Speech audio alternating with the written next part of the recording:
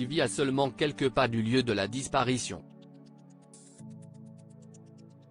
Ce lundi 17 juillet dans Télématin, Olivier Bérien, voisin d'Aine face de la famille du petit Émile, a accepté de prendre la parole.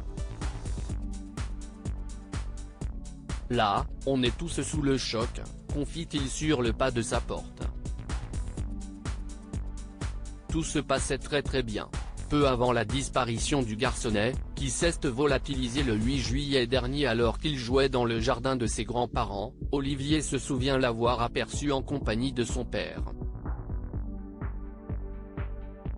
La dernière fois que je les ai vus, le papa était en haut de son escalier, il fumait tranquillement, il a l'habitude de fumer la pipe moins. Il fumait sa pipe et le petit était à côté, sur une petite chaise, raconte-t-il. Depuis la disparition du petit garçon, la région des Alpes de Haute-Provence tout entière vit au rythme de l'enquête.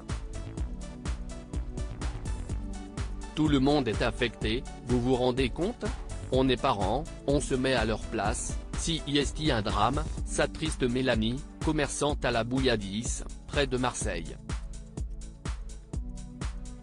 On essaye de rassurer et en même temps, on n'a pas de nouvelles et on est de plus en plus inquiet, malheureusement, admet le maire de la commune, José Moral, toujours auprès de Télématin. Disparition de Milo Vernet, toujours aucune piste privilégiée pour l'heure, aucune piste précise n'est privilégiée. Les enquêteurs étudient aussi bien la piste de l'enlèvement que celle d'un accident avant un véhicule motorisé, type engin agricole. La thèse animale, aussi rocambolesque soit-elle, est également explorée.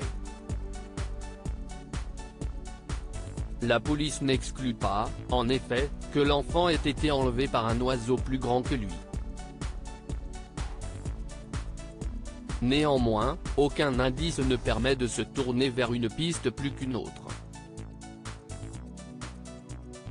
Pour rappel, Émile, 2 ans et demi, a disparu le 8 juillet vers 17 h alors qu'il jouait seul dans le jardin de ses grands-parents au Vernet, dans les Alpes de Haute-Provence.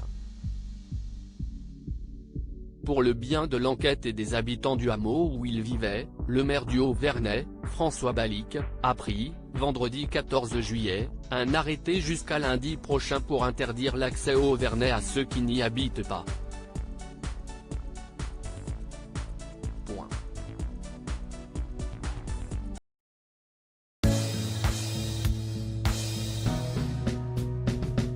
But there's all times through the rough times